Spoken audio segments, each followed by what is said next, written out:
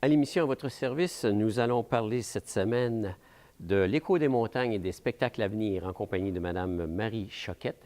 Nous allons également parler du train de Charlevoix et de Réseau Charlevoix avec Mme Jenny Barrette. Et enfin, nous allons parler du refuge de la SPCA et de leurs nouvelles installations avec Mme Annie Bernier. Ici Herman Charret, bonne émission.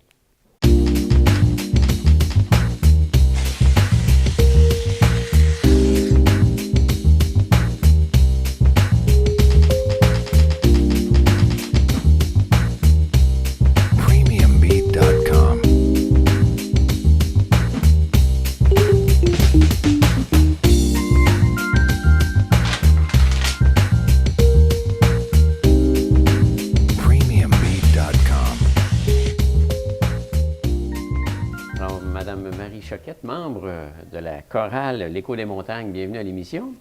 Bonjour. Nouvelle membre de la chorale L'Écho des montagnes, mais la chorale existe depuis plusieurs années, elle là. Oui. Je suis arrivée, moi, au début du mois de septembre. OK. Et puis, très contente d'être avec ce chœur-là. C'est un chœur, comme vous le dites, qui a une particularité, c'est un chœur qui se prend pas au sérieux en soi. Il travaille sérieusement, mais c'est voilà. Voilà. Oui. Les gens sont très accueillants. Et puis, personne ne se prend pour une sommité ou une diva ou une personne. On sait qu'on a tous beaucoup de petits défauts, et puis, mais on est là pour chanter ensemble. C'est le plaisir de partager. Puis ce qui est beau, c'est quand on arrive à faire un beau son, puis qu'on est tous ensemble, alors, avec toutes les voix. Oui. Quand vous dites tous ensemble, on parle de combien de membres dans la chorale? On est à peu près 26, 27. Les 4 voix, les sopranos, les altos. On est 4 ou 5 altos, des basses et des ténors. Les basses, c'est les hommes? Les basses, ce sont les hommes. Les ténors, ce sont les hommes aussi, mais voix moins graves, si on veut. Puis, ils sont en minorité, les hommes, là-dedans. Là. Ah oui, mais si vous les entendiez. Oui. Ah oui, ils ont des belles voix, là. Moi, je les ai juste derrière moi, là. Qu'est-ce qui fait qu'une chorale attire moins d'hommes? C'est-tu parce qu'ils sont plus gênés? On est moins... Les femmes, d'habitude, chantent plus d'une façon globale et générale? Je pense que oui. Je pense que les femmes ont plus facilement l'idée d'intégrer une chorale. Peut-être une question de timidité aussi, peut-être, je ne sais pas. Mais les hommes aussi, c'est les voix de ténor, les voix de basse, sont des voix spécialisées. Alors, je ne sais pas. Je sais pas. Je pense peut-être que les hommes sont un peu plus timides de chanter. Parce qu'on entend plus souvent des femmes chanter, même elles sont seules, on va qu'il y a des occupations. Oui. Oui. C'est comme plus naturel. Oui. Nous autres, on chante juste en dessous de la douche parce qu'il n'y a personne qui nous entend. C'est donc vrai. Mais oui. Oui, je vous écoutais, là, c'est vrai. Moi, je suis tout le temps en train de chanter dehors. Je ne me rends même pas compte que je chante. C'est les voisins qui me disent « Hey, tu chantes! » OK, c'est bon. Hein? Je chante tout le temps. Je ne me rends pas compte. Étiez-vous dans une autre chorale antérieurement? Oui, j'ai été pendant quelques années dans le chœur polyphonique. Ici pour Charlevoix? Oui. OK. Oui. C'est quoi la grande différence entre les deux? La grande différence entre les deux, vous me posez une question, je trouve ça parce que... disons que le chœur polyphonique, je pense, pour ma part, que ça demande beaucoup plus de travail pour arriver à bien performer, là. Donner un son qui a du bon sens, là, puis qui est audible. Puis, c'est ça. Non, mais je dirais que l'Écho des montagnes, c'est la simplicité qui me plaît beaucoup. J'aime la simplicité. J'aime l'accueil du chœur Écho des montagnes, la chaleur. Dans le chœur polyphonique, je m'étais fait beaucoup d'amis et on avait du plaisir. Là, on riait, tout ça, là, dans nos petits temps de pause et puis tout ça. Mais l'atmosphère était différente. En fait, le chœur polyphonique, sans dire que c'est des professionnels, je veux dire, le niveau demandé pour livrer la marchandise en termes de produit final est plus exigeant, si je comprends bien. Vous seriez surpris de savoir que dans le chœur polyphonique, des amateurs, il y en a beaucoup, des professionnels, il y en a un. Et il y a beaucoup de gens qui ne savent pas lire la musique du tout dans le chœur polyphonique. Ils apprennent à l'oreille. OK. Comme dans le chœur Écho des montagnes aussi. Mhm. Alors, moi, j'ai connu des gens là, qui me disaient qu'ils ne lisaient pas. C'était mes amis, on jasait toutes les semaines, puis j'en revenais pas. Ils avaient beaucoup de talent. Ils avaient beaucoup de talent. Il y a des gens qui ont vraiment une oreille extraordinaire. Puis, ils arrivent à retenir toutes ces choses-là. Est-ce que c'est foncièrement la direction musicale qui fait toute la différence? La direction musicale, je dois dire que moi, dans les deux chœurs, j'ai adoré. J'ai adoré M. Sylvain Landry comme directeur musical, en fait, chef de pupitre. Il est extraordinaire. Il a un doigté incroyable. Puis c'était un bonheur pour moi de travailler avec lui. OK. Oui. Puis, du côté de l'Écho des montagnes, Michael Racine, il est adorable. C'est un monsieur qui est tout simple, et puis toujours, il nous valorise tout le temps. Tu sais. Jamais là, qu'il va nous chicaner, là, si tu veux. Tu sais. Jamais. Il va dire, ben là, telle chose, faites ça. Puis toujours avec le sourire, puis en riant. Ah, il a du tact. Ah, il est bon. Il est diplomate. Il est diplomate. Il est bon. Son objectif final est quand même Ah, d'avoir oui, un oui. groupe qui travaille en harmonie. C'est ça. Mais on avance. De semaine en semaine, tu te dis toujours, ah, je ne l'aurai pas. Ah, comment on va faire pour chanter ça? Puis finalement, de semaine en semaine, ça s'améliore, ça s'améliore, ça s'améliore. Quand vous dites de semaine en semaine, parce que là, on va parler d'un spectacle bientôt qui s'en vient, mais ça demande de la préparation, là, ça demande des pratiques. C'est quand même exigeant. C'est une pratique par semaine. Nous, c'est le jeudi soir, de 6h30 à 9h. OK. Un soir semaine. Un soir semaine. Et après ça, ben, c'est les concerts. Puis j'imagine que l'été, c'est relâche ou... L'été, c'est relâche. Bon. Oui. Alors finalement, c'est une activité saisonnière, là, comme telle. Oui. L'hiver, printemps. Ça dure le temps de l'année scolaire, finalement. On a nos vacances de Noël. Ben oui, ben oui, ben oui. Oui. Ah, parlant de Noël, il y a un spectacle qui s'en vient très bientôt, là. Oui. Oui. Le premier Ouais. qu'on va donner, c'est dans le Centre culturel Paul Médéric, dans la salle au sous-sol. Oui. C'est inscrit comme activité du marché de Noël. Bon, OK. C'est gratuit. Bon. Alors là, les gens peuvent venir voir. Ça va être le 26 novembre. Dans l'après-midi. Dans l'après-midi, je pense que c'est à 14 heures. Quelque Je ne suis chose pas du genre. certaine. Ouais, En tout ouais. cas, en général, oui. 14 heures. Oui. Là, ça va être pour ce concert-là. Fait que là, ça va être comme la première fois qu'on va se présenter en public. Après, les deux concerts principaux sont celui du 3 décembre à l'église de Baie-Saint-Paul OK. à 14 heures. Mhm. Et là, on va chanter avec le chœur de la Malbaie. Je me rappelle plus du nom, là. C'est la chorale. L'ensemble vocal de Charlevoix? Ah, l'ensemble vocal, merci. L'ensemble vocal de Charlevoix. OK. Oui. Alors, on va chanter avec ces Les deux gens-là. chœurs réunis ensemble. Les deux chœurs réunis ensemble. Et ici, ça va être Michael Racine qui va nous diriger pour ce concert-là, accompagné de René Gagnon, excellente pianiste. Et puis, la semaine suivante, le dimanche suivant, c'est à l'église de Pointe-au-Pic à 14h30. Et là, on va être dirigé par Julie Desmeules, je crois, qui, elle, est la chef de pupitre du chœur de la chorale. Je ne suis pas capable de retenir le nom. Là, mais L'ensemble vocal? de l'ensemble vocal, oui. Et là-bas, en plus, Oui. je pense qu'il y a un ensemble vocal de jeunes qui va se joindre à Oui, vous aussi. oui. Les jeunes voix, hein, Les ça jeunes s'appelle. voix, oui. Et puis, c'est un chœur d'enfants qui va se joindre. En fait, il ne se joindra pas à nous. Je ne crois pas qu'on va chanter ensemble. Ils vont chanter des chansons pendant la deuxième partie du concert. Pour ce spectacle-là, quel est le programme musical? C'est des chants de Noël? C'est du OK. religieux? Oui. La première partie, il y a 2 parties avec une entr'acte. La première partie, ce sont des chants religieux traditionnels. Adeste Fideles, Venez divin Messie, Saint Berger, Sainte Nuit, Minuit chrétien, etc., etc. Religieux, mais pour Noël. Là. Religieux de Noël, OK. comme on entendait dans les Ouais. églises quand on était jeune. Là. Et puis, la deuxième partie, ce sont des chants du réveillon, pas des chansons du jour de l'an, vraiment des chansons du réveillon de Noël profanes.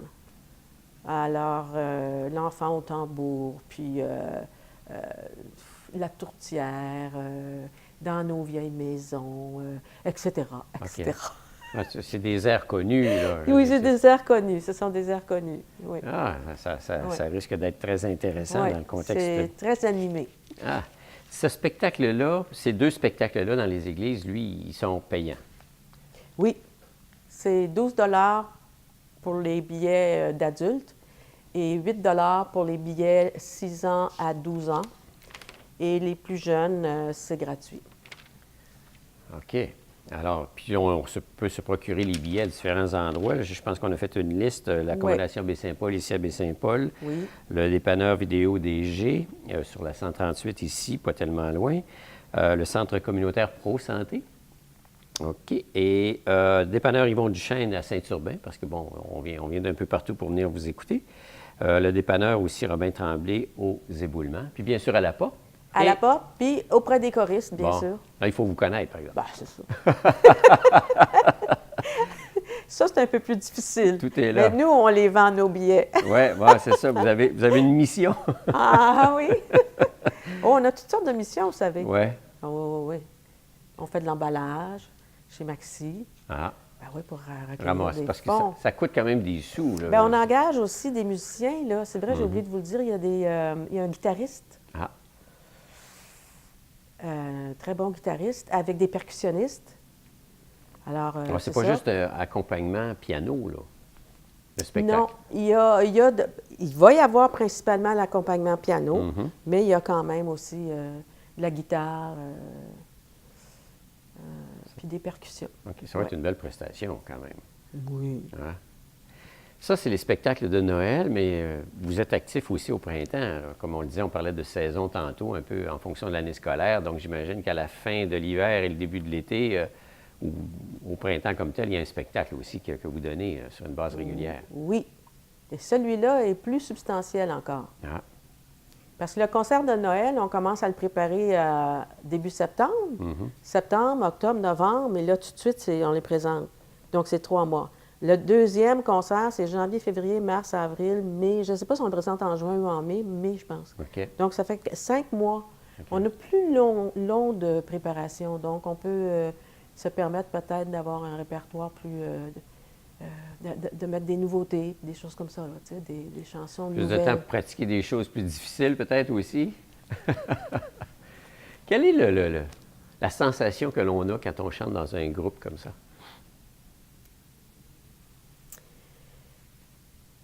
Au début, c'est plus qu'il faut être très concentré. Donc, on est tellement concentré sur ce qu'on a à faire qu'on n'a pas vraiment de sensation. OK.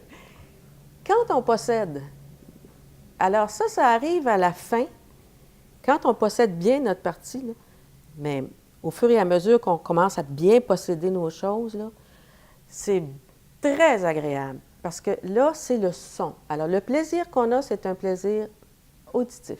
OK. C'est que tu entends les voix, puis tu entends ta voix, et tu entends ce que ça fait l'ensemble. Et c'est ça qui est magnifique. C'est beau. Tu sais, si on chante Frère Jacques à l'unisson, c'est comme ça. Mais si on chante Frère Jacques en mettant une voix de plus différente, une autre, c'est joli. Alors, c'est ça qui est beau. C'est toute la diversité des harmonies, des sons. La diversité des sons qui crée une belle harmonie. C'est beau. Alors, là, on est un individu, mais on fait partie d'un tout. Absolument. Puis, quand on chante, on sent ça. On sent tout. On sent les gens à côté, on entend, on entend, on entend. Puis ce que ça fait, c'est que des fois, on s'équilibre. Il y a des fois où si ça ne chante pas assez là, oups, tu donnes du son. Le chef de pupitre te le dit. Il te le dit de donner du son. Oups, il te dit d'en enlever. Il te dit, il guide énormément, énormément. Hein? Il ponctue nos entrées aussi. Là. Lui, là, s'il y a des entrées qui sont difficiles, là, on le sait, on le regarde, puis on sait qu'il va nous la donner. S'il ne nous la donne pas, on la... C'est comme ça. Okay. Il y a des entrées la plupart des entrées sont faciles à faire, mais il y a des entrées qui sont très difficiles à faire. Alors, chaque groupe de voix, chaque voix... On vous sent passionné, on vous écoute, puis on... Ah ben moi, j'aime beaucoup le son. J'aime la chanson, j'aime la musique. Je suis moi-même une chanteuse musicienne. J'ai chanté plusieurs fois dans ma vie, là. Mais j'aime ça. J'aime ça. Puis la paye, j'imagine, c'est les applaudissements? Non, pas pour non? moi. Ah. Non, la paye, c'est l'harmonie. L'harmonie qu'on y c'est retrouve. quand le son que tu entends est beau. Puis quand tu es en... Comment je dirais? Tu l'as, tu le possèdes. Il fait partie de toi, ton son. Okay. Au début, c'est pas comme ça. Tout est à apprendre, les mots, les notes, et c'est mêlant. Ouh! À la fin, quand tu le possèdes, puis que tu chantes en harmonie avec les autres, ben c'est très agréable. Il est là, le bonheur. Alors, j'imagine une personne, parce que, bon, vous êtes nouvelle, mais comme vous dites, vous avez chanté, mais il y en a d'autres qui sont des amateurs, comme vous l'avez mentionné là-dedans. Il y en a qui ne savent pas lire, il y en a qui apprennent sur le top, on peut l'expression. Puis c'est pas les moins bons, hein? C'est pas les moins bons. Ah, non, donc, non, non. Quelqu'un qui adore chanter, puis qui voudrait vivre une expérience, peut s'inscrire au cœur d'Écho des montagnes. Il faut soit qu'ils connaissent un petit peu le solfège, ou soit qu'il y ait de l'oreille. Il faut qu'il y ait de l'oreille. S'il n'y a pas d'oreille du tout, là, puis qu'il n'est pas capable de placer un son, il va avoir de la misère un peu, je pense. Mais, en général, les gens sont capables de faire ça. Ils sont capables de faire ça. Il ne faut pas qu'il y ait peur. Bon. Oui, c'est ça. Souvent, Parce que c'est épeurant au début. Tu écoutes ça, puis tu dis, mon Dieu, je ne suis jamais capable de faire ça. Tu as vu toutes les voix, puis tu as vu ci, puis non. Il faut y aller. Il faut travailler. Et moi, je travaille. Je travaille en dehors des répétitions. Travailler, quand vous dites travailler, c'est répéter Chez moi. ce que vous avez appris, là. Ah oui, chez moi, je travaille. Ah. Ah oui. Je m'installe au piano, puis Mais si on veut s'améliorer, en général, ça passe par le travail. En tout cas, pour moi, ça a été comme ça toute ma vie. OK. Je peux pas dire... À moins d'avoir un talent inné, là, mais ça, c'est en général, c'est assez Même rare. quand tu as un talent inné. Ben, les grands artistes, quand on va les travaillent. voir, ils travaillent fort. Ah oui. Répétition sur répétition sur répétition. Ah oui. Tout est là. Parce que quand tu veux que ça ait l'air de couler, là, puis que ça ait l'air... c'est parce que tu as travaillé beaucoup, beaucoup. Tu as placé chaque son, chaque mot, chaque syllabe. Tout est placé. C'est génial. Donc, on répète le spectacle à Baie-Saint-Paul. Ben, d'une part, dans le cadre du marché de Noël, il y a une première prestation que vous allez faire au sol, effectivement, du Centre culturel Paul Médéric, Oui. qui se veut le 26 novembre en après-midi. Oui. Puis le spectacle, le grand spectacle, lui, avec les deux chorales réunis ensemble, c'est le 3 décembre à l'église de Baie-Saint-Paul, Oui. en après-midi à 14 h. Oui. Bon, alors l'invitation est lancée. Et le 10 décembre. Et le 10 décembre, À Pointe-au-Pic. Pointe-au-Pic comme tel, avec la chorale des jeunes qui va venir se joindre à eux. Voilà. Voilà. Un beau spectacle à venir. Juste avant les fêtes, on fait différent. On s'en va voir une belle chorale, puis entendre des magnifiques voix. Dans notre magnifique église de Baie-Saint-Paul. Super. Madame Choquette, merci beaucoup et bon succès. Merci. Merci beaucoup.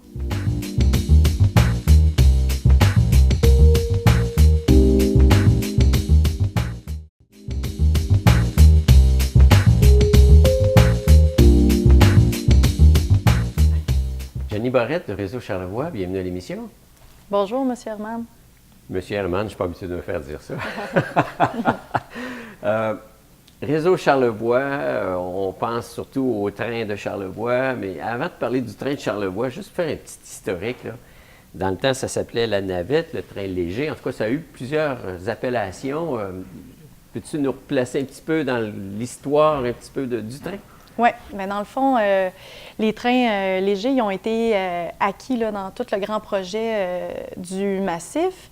Même quand le gros train, le train touristique du massif de Charlevoix roulait, les navettes ferroviaires roulaient déjà dans Charlevoix, mais vraiment à l'intérieur de la région, donc ne sortaient pas sur le marché de Québec. Puis c'est au moment où le train touristique a cessé ses opérations, donc que les navettes ferroviaires se sont mis à aller jusqu'à Québec. Fait que ça, c'est en 2015. Fait que, tu sais, moi, dans les données que je rapporte, c'est vraiment cette opération-là. Donc, ça a été on a terminé notre 3e année en 2017, au mois d'octobre, à la fin octobre. OK. Donc, le train, vraiment, l'appellation maintenant, c'est Train de Charlevoix. Train de Charlevoix. Train de Charlevoix. Bon. Alors, comment dire, la situation est bien en place. On sait à quoi s'attendre et comment ça s'appelle. Je regarde, là, on avait reçu l'an dernier Mme Bellé, qui, de fait, suite à son arrivée, en 2016, ça avait été aussi une belle année, mais selon ce que vous nous mentionnez cette année, c'est assez incroyable, là, les résultats. Là. Absolument. Mais dans le fond, à la fin de l'année 2015, on a fait une restructuration assez majeure à l'interne où on a décidé de concentrer toutes nos opérations sur le train pour sauver notre train dans Charlevoix. Donc, on a réduit l'équipe puis enlevé beaucoup de parties de nos opérations au niveau de la salle multi, des autobus touristiques, etc. Puis déjà, l'équipe est revenue en poste vers le milieu de l'hiver. Là, fait que déjà, en peu de temps, on a relancé un nouveau brand, une nouvelle saison avec des nouveaux enjeux. On avait réussi à faire déjà une très, très belle année avec environ 32 000 embarquements. 2016, c'est là. 2016. Okay. Et puis cette année, retour en force où là, on a accompli 57 000 embarquements sur le territoire. Est-ce que c'était l'objectif visé ou c'est au-delà? On est allé au-delà des objectifs visés. Ouais. Je dirais peut-être quinzaine de mille d'embarquements de plus que ce qu'on avait prévu faire. 15 000 de plus. Oui. C'est pas rien. Ça apporte beaucoup d'autres défis, disons, au sein de notre organisation. C'est des beaux défis, des beaux problèmes qu'on appelle, mais c'est du beau monde. On peut devoir ce succès-là? La notoriété, la publicité? En fait, moi, j'aime ça dire que pour positionner un produit, il faut se donner 3 ans. Il faut se donner le temps. Tu n'arrives pas dans le milieu touristique, dans la compétitivité de tous les attraits au Québec, puis à te tailler une place du jour au lendemain, ça prend un temps. Fait que ça, c'est sûr qu'on a le retour sur l'investissement qu'on met depuis ces 3 dernières années-là. Mais c'est sûr aussi que avec le temps de travail, on a réussi à positionner le produit avec les différentes associations touristiques, travail qu'on fait en représentation à l'extérieur du Québec, au Québec, avec les médias internationaux aussi, puis les beaux partenariats qu'on a avec notre équipe de tourisme Charlevoix, puis on a la chance aussi de pouvoir collaborer avec l'Office du tourisme de Québec parce qu'on est sur leur territoire aussi. Fait que, oui, parce que là, vous touchez les 2 territoires. Ouais. La navette, en fait, le train de Charlevoix part effectivement des Chutes Montmorency. Effectivement. Quand on regarde l'année 1, l'année 2, l'année 3, l'année 1, on visait surtout le marché principal qui était la ville de Québec. Exactement. L'année 2, on est devenu un petit peu plus provincial parce que là, on avait des assises. Puis là, bien, maintenant, avec les associations, j'imagine que c'est l'international. Effectivement. Cette année, on a beaucoup travaillé sur le positionnement au niveau des États-Unis et de la France, mais on est aussi allé faire des petits coups à gauche, à droite en Chine, en faisant de la publicité sur des marchés chinois. Donc, ça l'a paru. On est en train de colliger toutes nos données, mais on le voit que... On a vu des Chinois Oui, dans la région. Bon, c'est pas juste nous autres. Là. Je pense que le Québec au complet travaille beaucoup à aller chercher ces marchés-là. Mais c'est sûr que nous, à bord du train, on a vu la différence. Là. Puis on avait une belle nouveauté cette année. Dans le fond, on avait une navette autobus qui n'était pas opérée du tout par nous, qui était opérée par un collaborateur plus mobile sur la côte de Beaupré, qui venait chercher les gens à la gare du Palais et au centre-ville de Québec, qui amenait les gens 3 fois par jour au train. Puis ça a été vraiment une belle nouveauté parce qu'on sait que les gens, de plus en plus, vont chercher à utiliser des transports écologique, en commun. Ils se débarrassent de leur voiture parce qu'en ville, c'est rendu difficile. Fait que là, on était capable de faire des partenariats avec Via Rail. Là. Via Rail, Puis tu sauves du stationnement, entre autres. Ben oui, parce que effectivement. Le coût du Ouais. stationnement, c'est rendu exorbitant en général. Ah oui, puis on travaille présentement en partenariat avec Via Rail, là, qui commence un petit peu plus à nous voir comme une suite logique là, à leur trajet. Ça, il n'y a pas de lien direct, en tout cas ferroviaire, Non. avec le train de Charlevoix du centre-ville à aller au Chute-Montmorency. Là. Non, mais avec l'autobus, ça l'a quand même, là, qui était quand même juste 5 aussi, là, tu sais, ça l'a donné quelque chose. Beaucoup moins cher qu'un stationnement. Oui, effectivement. Puis moins cher qu'un taxi aussi. Ah oui, voilà. Ouais. Est-ce que c'est quelque chose qui est anticipé à un moment donné entre les Chutes-Montmorency et la Chute-Montmorency et de fait le centre-ville? Le lien direct? C'est pas... c'est des choses qui se discutent une fois de temps en temps, mais c'est quelque chose qui est assez compliqué. Puis il faut penser aussi que le temps de transit sur des voies où on ne serait pas les seuls à rouler, ça augmente le temps pour s'en venir jusque dans Charlevoix. Fait que c'est pas demain matin là, qu'on va voir un tel projet arriver, mais c'est pas... rien d'impossible. Les voies ferrées qu'on y retrouve, c'est surtout pour du commercial, du fret, là, foncièrement. Alors, puis là, ici, le réseau Charlevoix appartient, la voie ferrée appartient au réseau Charlevoix? Le chemin de fer appartient au chemin de fer Charlevoix qui appartient à Groupe Le Massif. Ce qui n'est pas le cas. Ce qui n'est pas le cas, non, là, on embarque sur les terres du Sienne. On garde ça simple, quoi. Exactement, pour l'instant. Quand on parle tourisme, on parle d'embarquement. Est-ce que vous avez des proportions à savoir, c'est les locaux, les gens de la place, est-ce qu'ils l'utilisent passablement ou c'est majoritairement des gens de l'extérieur? Bien, je vais avoir les chiffres prochainement, là, puis on pourra partager avec ça. C'est sûr que cette année, même dans notre sondage, on a ajouté une place parce que les gens de Charlevoix nous disaient « Mais on ne se sent pas interpellés dans votre sondage parce que nous, bien, effectivement, on n'a pas dormi, on n'a pas... » Fait qu'on leur a ouvert un espace où ils pouvaient s'exprimer un peu à leur façon en étant citoyens de Charlevoix. Fait qu'on on le sait que ces gens-là répondent et viennent, mais j'ai pas des données là, avec des chiffres pour l'instant. Comme tel. Hein? Ouais. Réseau Charlevoix, la grosse saison, c'est l'été. Oui. Alors, vous êtes combien de personnes à travailler autour? On est une 60aine de personnes en plein été à travailler à temps plein. Parce que le réseau Charlevoix, c'est pas juste le train, c'est l'entretien des voies ferrées. C'est l'entretien des voies ferrées, c'est l'entretien des trains à tous les jours, c'est l'entretien ménager des trains. C'est nos serveurs à bord, nos conducteurs, nos chefs de train. Fait que, puis c'est des gens aux représentations, aux billetteries qui sont à tous les bouts des... Ça touche quand même plusieurs corps de métier. Oui, effectivement. On n'a pas tendance à croire ça. On voit le train, C'est d'ailleurs un gros point de projet en ce moment, là, où on est en train de travailler sur notre mobilisation au niveau de nos employés. Tu sais, on a déjà fait une des choses qui est super importante pour la direction générale, dans le fond, c'est de réussir à faire grandir notre monde au sein de cette organisation-là.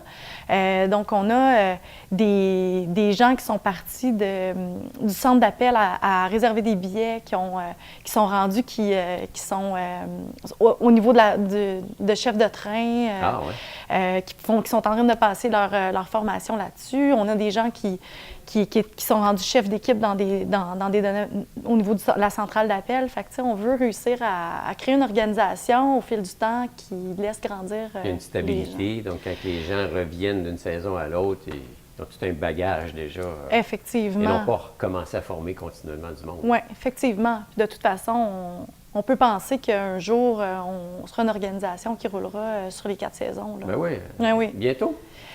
Bien, c'est sûr qu'avec des nouvelles comme Club Med, on ne peut pas empêcher de croire que ça va nous aider à atteindre ça.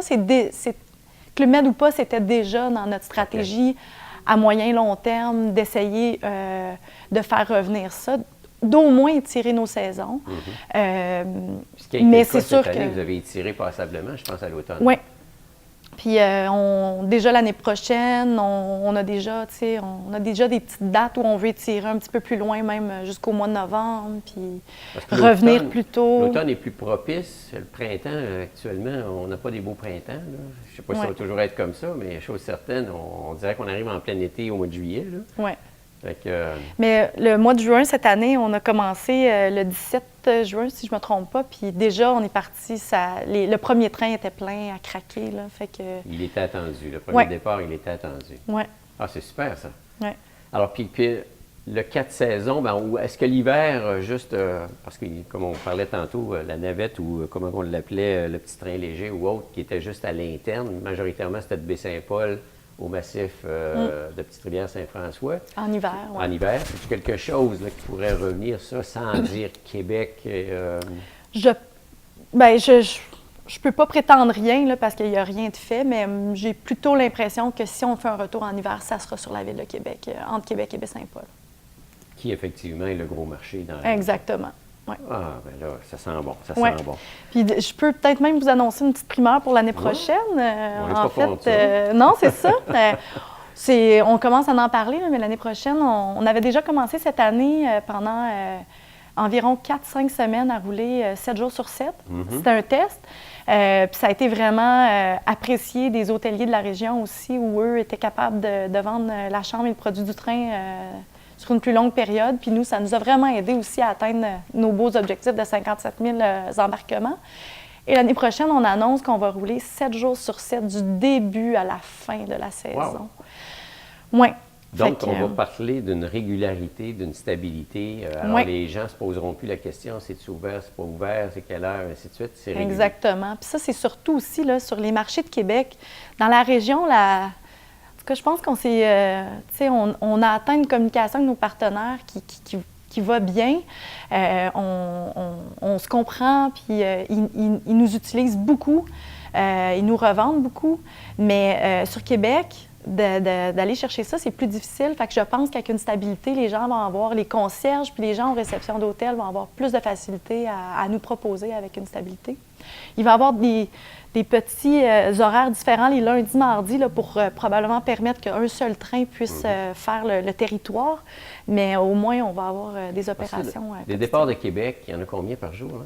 3 départs de 3 Québec. départs? Oui. Le matin, le midi, puis le retour en soirée? Oui, exactement. OK. Puis tout ce qui s'appelle Charlevoix en entier jusqu'à la Malbaie? 3 fois par jour 3 fois aussi. par jour aussi. Un matin, un fin de l'avant-midi, puis un le soir. Je sais que l'an dernier, question d'établir les choses, vous aviez apporté certaines nouveautés par rapport au fait que les gens pouvaient débarquer dans les villages et réembarquer. Bicyclette aussi, je crois. Oui, oui. Tout ça est encore là cette année? Ou... Absolument. Et on en a chargé et déchargé des vélos à bord. Là. Oui, on a eu des belles parutions dans les magazines Espace. Puis c'est quelque chose qui s'est beaucoup parlé. Là, puis c'est un produit qui est vraiment apprécié, là, de pouvoir amener le vélo à destination. La beauté, c'est que tu t'en viens en vélo visiter Charlevoix. En général, les gens qui viennent de Québec, bon, certains vont le faire aller-retour parce que c'est pas loin, mais il y en a d'autres qui viennent puis qui passent plus de temps. Là. Quand on va parler des hôteliers, ça se répartit un petit peu partout. Oui, ça aussi, j'aurai les chiffres prochainement là, de au niveau des nuitées, ce qu'on a eu, là, mais c'est vraiment intéressant. Là. Le G7, y a-t-il quelque chose de spécial qui va être fait là-dessus avec le train?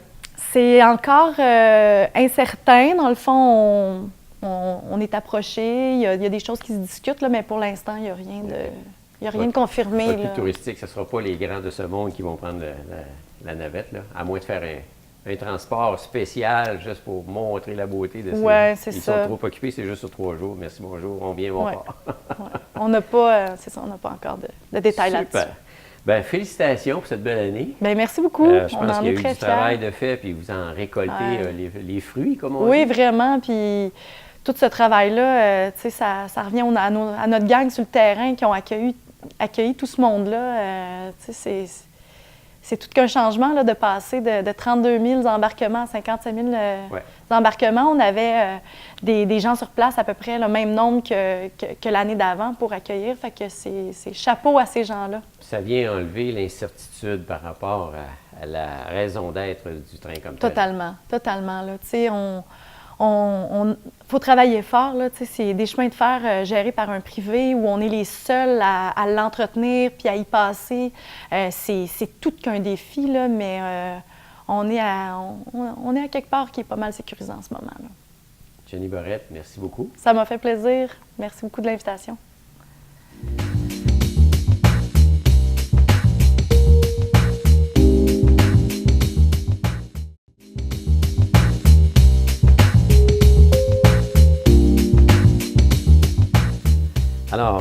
Marianne Bernier, directrice générale de la SPCA Charlevoix. Bonjour. Bonjour, ça va bien? Très bien, merci. Merci d'être là. Ça fait plaisir. Des belles nouvelles chez vous, là. Ben oui, ça va Récemment, bien. vous venez d'inaugurer officiellement des nouveaux locaux à Saint-Hilarion. Alors, c'était attendu depuis longtemps, ça.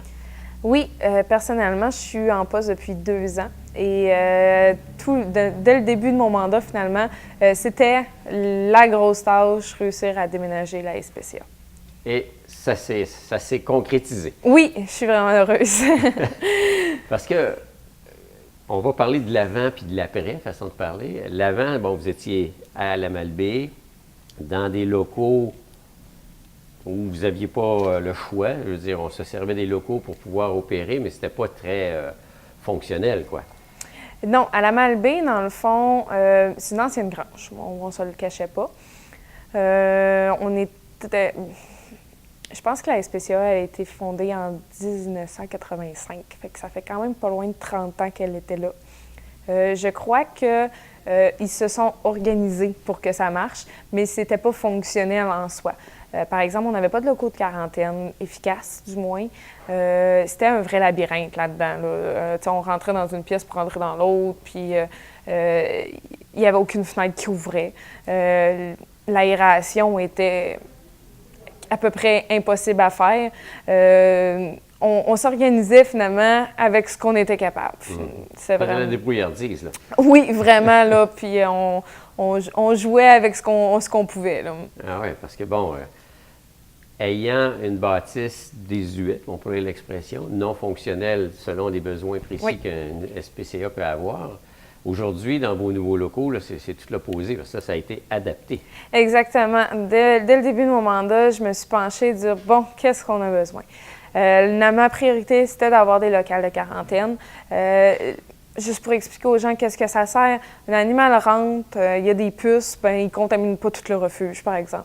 Il y a un petit rhume de chat, ben encore une fois, on est capable de le traiter avant de le mettre à l'adoption. On est capable aussi des isoler en cas de maladie qui pourrait vraiment être contagieuse pour les autres, qui fait en sorte que, justement, on ne contamine pas tout le monde, là. OK. Donc, on a une quarantaine de chats et de chiens présentement au nouveau refuge pour nos nouveaux arrivés, finalement. Donc, on les accueille, quoi, là. Oui. Hein? Oh oui, On c'est est sûr, capable de les c'est sûr. accueillir. On a de la place aussi, là, il n'y a pas de problème là-dessus. Combien vous pouvez accueillir d'animaux, là, présentement?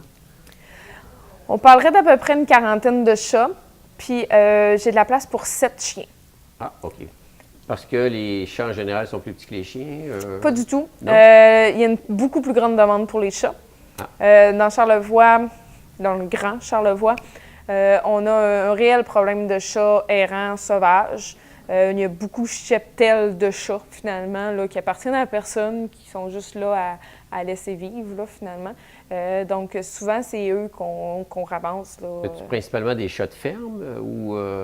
Je ne pourrais pas vous dire de où que ça part exactement. Est-ce que c'est juste quelqu'un qui a décidé que sa chatte était en chaleur, puis qui était tanné de l'attendre, puis qui l'a mis dehors, puis que ça a commencé à peupler? Je ne sais pas exactement de où ça part. Mais le reste, que ça s'est accouplé, puis que ça s'est reproduit, puis ça s'est recouplé, puis ça s'est reproduit. Il ne faut pas oublier qu'une minoune peut avoir 3 portées par année. Oui, c'est ça, je allais vous demander. 3 portées par année, de à combien? peu près 5 chatons, 4-5 chatons. On parle fait de 15, que, de 12 à 15. Puis à partir de 6 mois, ils peuvent se reproduire. Fait que souvent, le premier chaton né pourrait avoir un chaton en même temps que sa mère. Puis des fois, c'est plate parce que ça se reproduit entre frères et sœurs, entre mère et fils. Consanguinité, exactement, exactement. Donc, on parle de... Ça va très vite, là. En une année, on perd le contrôle là, assez rapidement. Ce qui n'est pas le cas pour les chiens, parce qu'en général, les chiens sont moins abandonnés. Pas du tout, ça Non? marche pas vraiment comme ça. Si on parle un peu du cycle reproducteur du chat, il va être en chaleur entre février jusqu'en novembre à peu près, chaleur après chaleur, tandis qu'une chienne va avoir une chaleur aux 6 mois. c'est normal, là. Fait que, puis le temps de fécondité de la chienne est à peu près de 8 jours dans son cycle. Fait qu'on parle d'un beaucoup moins grand éventail. Il faudrait vraiment que la chienne se sauve au bon moment puis qu'elle se fasse attraper au bon moment pour que ça marche. Quoi que ça arrive, là, des accidents. Mais fait que c'est beaucoup plus dur, finalement, de faire une surpopulation de chiens quand on est aussi serré. Mais je dis que c'est plus dur, mais si on regarde la Côte-Nord présentement avec les communautés, les autres Inuits qui ont, c'est un fléau là-bas. Ah. Oui, vraiment. Là-bas, c'est les chiens, les chats. Les chats aussi. Les chats mais, aussi? Oui, les chats, c'est comme pas mal partout. Eh ben, Mais c'est tellement facile à accoupler. Hein, fait que... on apprend, c'est le cas de le dire. Dans les installations actuelles à Saint-Hilarion, vous êtes à côté de la scierie, c'est ça? Exactement. Donc, c'est facile à vous trouver. Oui, on n'est pas dur. Quel est le changement que vous avez vu en termes de perception par rapport à la population? Le monde trouve ça beau. Oui. Ils trouvent ça lumineux. On a des fenêtres qui rouvrent partout, donc on est facilement capable d'être aéré. Nos locaux d'adoption sont faciles d'accès, donc on rentre puis on les voit, nos animaux.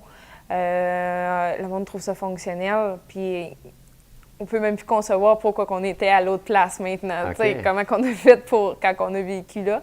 La porte ouverte, le monde, ils ont vraiment aimé voir notre réalisation, puis la manière que c'est divisé. Ils nous disent que c'est intelligent, finalement, là, puis que ça va bien. Là. En tant que geste intelligent, Saint-Hilarion, c'est le centre, pratiquement, entre les deux pôles là, principaux, à la Malbaie et Baie-Saint-Paul. J'imagine que ça a changé des habitudes de visite. C'était stratégique de choisir Saint-Hilarion parce que c'est vraiment le centre de Charlevoix. Et on a déjà vu une forte influence vers l'ouest, finalement, qu'il y a beaucoup plus de personnes de l'ouest qui viennent nous voir juste pour venir nous voir parce qu'on est à 15 minutes au lieu d'être à une demi-heure.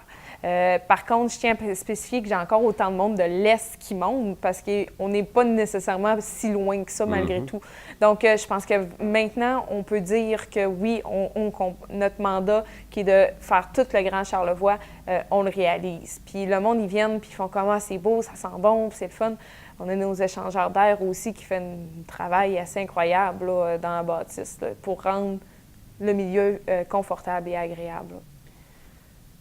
La SPCA, la mission, c'est quoi dans le fond? Ça se veut un refuge de base, là, c'est d'accueillir des animaux domestiques principalement? Oui, on accueille chiens, chats, rongeurs, oiseaux. Mais quand je parle d'oiseaux, c'est vraiment domestique. Donc, on parle de perruches, perroquets, dans ces petits animaux-là, finalement. On ne s'occupe vraiment pas de la faune. On laisse ça au ministère de la Faune, finalement. Mais on accueille tous animaux abandonnés, errants, blessés. Ça, 24 heures sur 24, on a un numéro d'urgence. Okay. Le refuge en soi est ouvert de 9h à midi, 1h à 5h, mais en dehors de ces heures-là, on a un numéro où vous pouvez nous contacter puis qu'on peut se déplacer s'il y a lieu. Mais en soi, je parlais du fléau des chats tout à l'heure, on a trouvé une solution pour essayer de contrer cette surpopulation-là féline. Présentement, il y a seulement la MRC de l'Ouest, dans le fond, toutes les municipalités de l'Ouest qui ont adhéré, mais on stérilise les minous de dehors, gratuitement. Donc, vous nous appelez, vous me dites « j'ai un chat, j'ai 2 chats, j'ai une chatte, 2 chattes », puis nous, on prend rendez-vous chez notre vétérinaire, parce qu'on se rend chez le vétérinaire comme tout le monde, finalement. Parce qu'il n'y a pas de vétérinaire à non, même et on n'a pas de vétérinaire encore à même la bâtisse. Fait qu'on va chez le vétérinaire, on vous les fait stériliser, on les vaccine pour la rage, parce qu'on reste que ils sont laissés à eux-mêmes. On les micropuce aussi pour savoir si on a été stérilisés. Un petit garçon, c'est pas trop compliqué. On le voit s'il y a des testicules ou pas. Mais une petite fille, après une couple d'années, on ne sait plus si celle-là, elle a été faite ou pas. Donc, on les micropuce pour s'assurer qu'elle a été faite. On ne fait pas l'opération 2 fois. Exactement. Pas petite.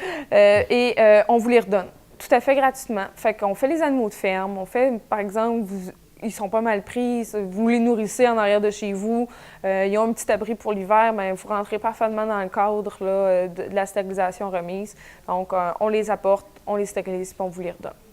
Parlant des petits chats, vous parliez tantôt à micro fermé d'une situation assez particulière. Il y a des gens qui ont grand cœur en tant qu'humains, vont trouver des chatons pratiquement nouveau-nés. Puis là, ils les pensent abandonnés, puis ils vous les apportent comme tels directement au refuge, mais c'est pas la chose à faire.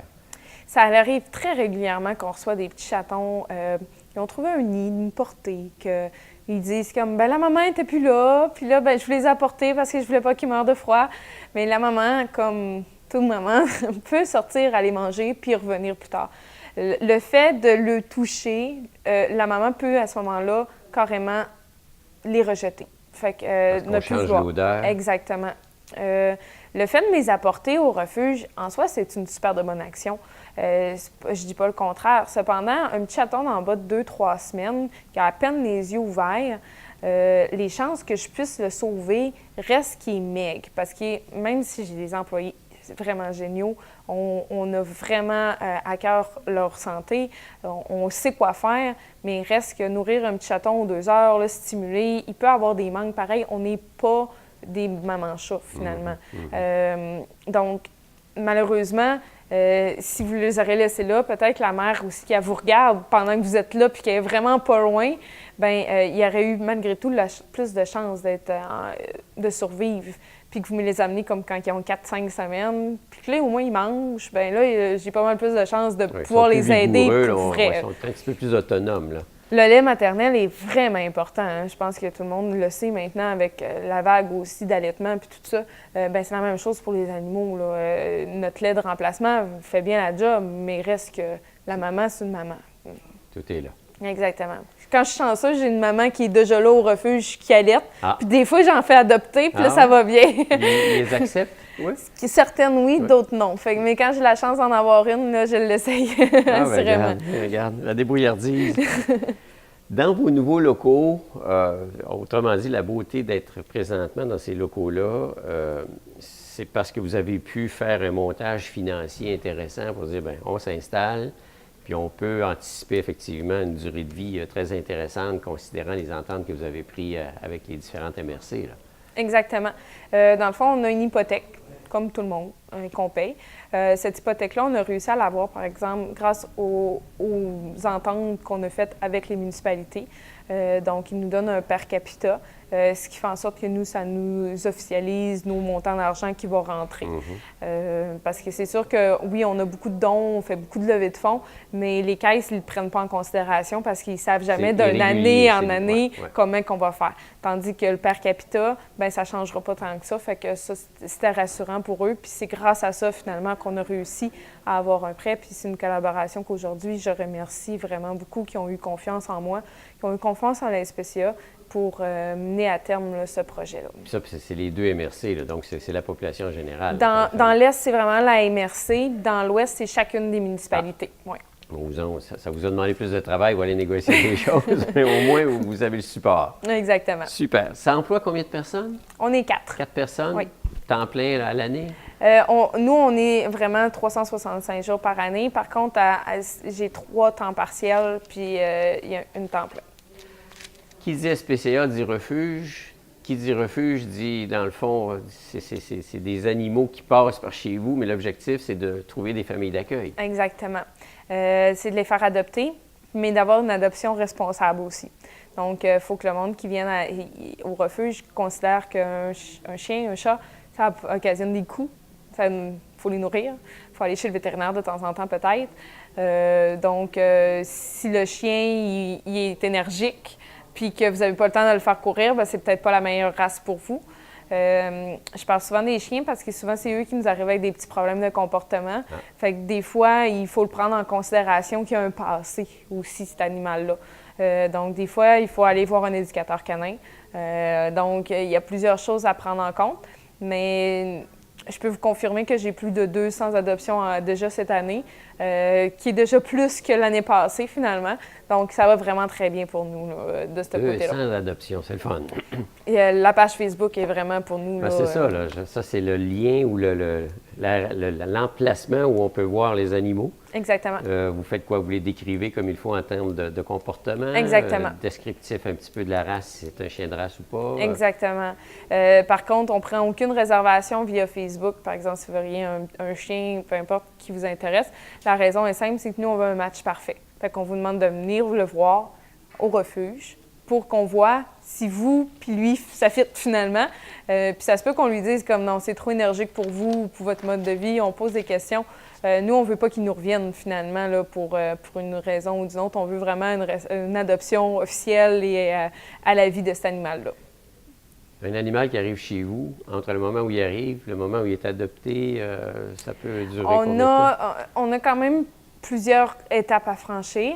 Donc, première étape, quand il rentre, nous, on fait un examen sommaire.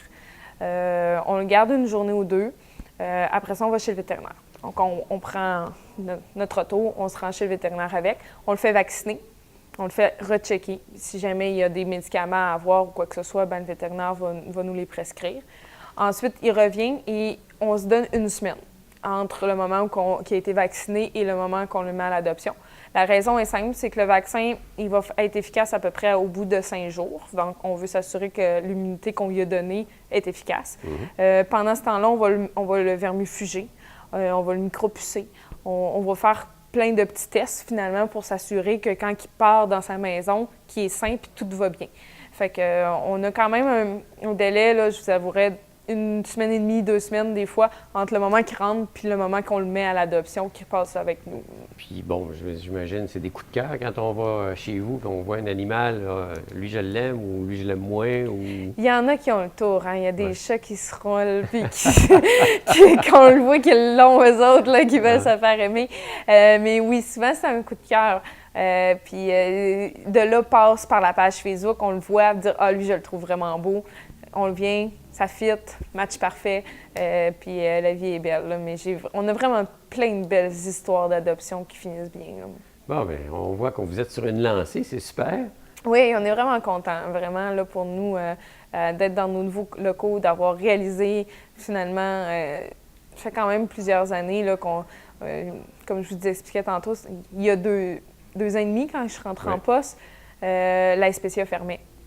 T'sais, on était à un point de non-retour. La bâtisse s'était vendue. Ça aurait été dramatique si ça avait fermé. Je l'ose espérer, du moins ce quel aurait été le sort de tous ces animaux. Mais on allait fermer, ça allait pas. La bâtisse avait été vendue par l'ancienne direction, donc on n'avait plus de place pour opérer. J'avais quand même vraiment beaucoup de citoyens qui m'avaient dit « ben tu sais, venez-vous-en chez nous en attendant ». Mais reste qu'il fallait comme investir dans une bâtisse pour justement avoir nos locaux à bonne place. L'autonomie. Le matériel était désuet au complet, donc on a racheté des enclos, on a racheté des cages.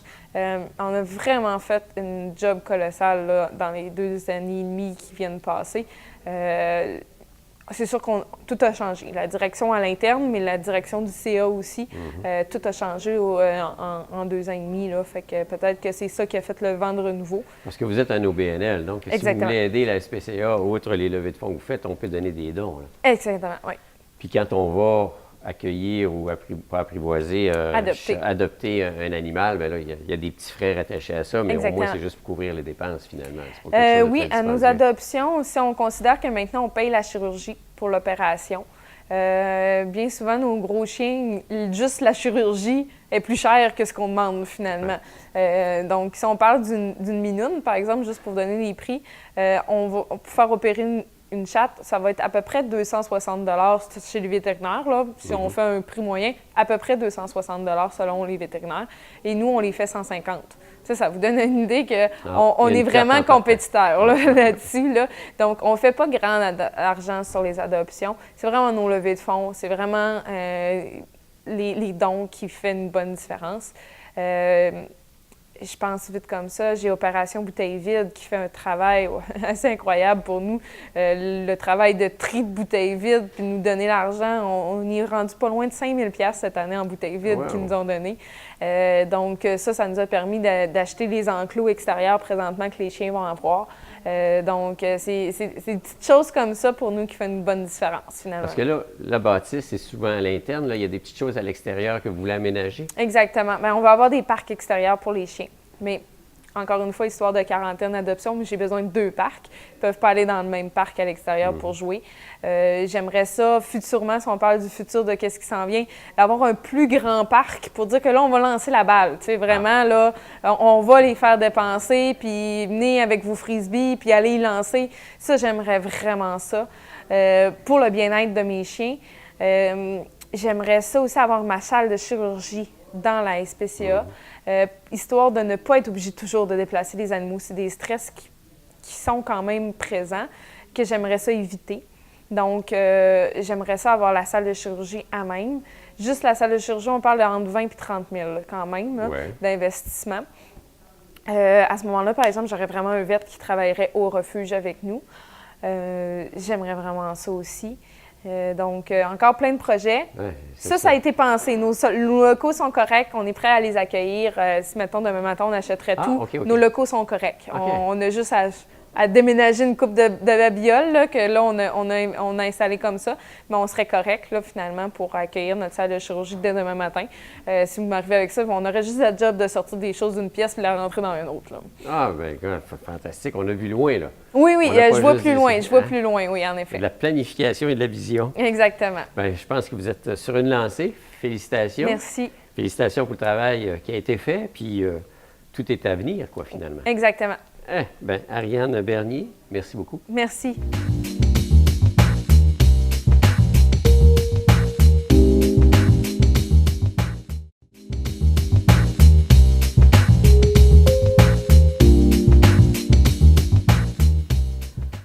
Une autre émission à votre service qui s'achève. Merci pour votre écoute. Merci à la Bibliothèque René Richard qui, de semaine en semaine, nous accueille pour l'enregistrement de cette émission. Si vous voulez participer à l'émission, contactez-nous à TBCO au numéro 88-435-5134. On regardera effectivement avec vous quand est-ce que nous pourrions vous placer à l'horaire et venir parler de votre sujet dans le cadre de cette émission. Moi, je vous donne rendez-vous la semaine prochaine, comme on dit, même heure, même poste. Entre-temps, n'oubliez pas, l'hiver est à nos portes. Alors, j'espère que vous êtes prêts, que vous avez vos pneus d'hiver sur votre automobile. Sinon, c'est des choses à faire, question d'être prévoyant. Bonne semaine et à très bientôt.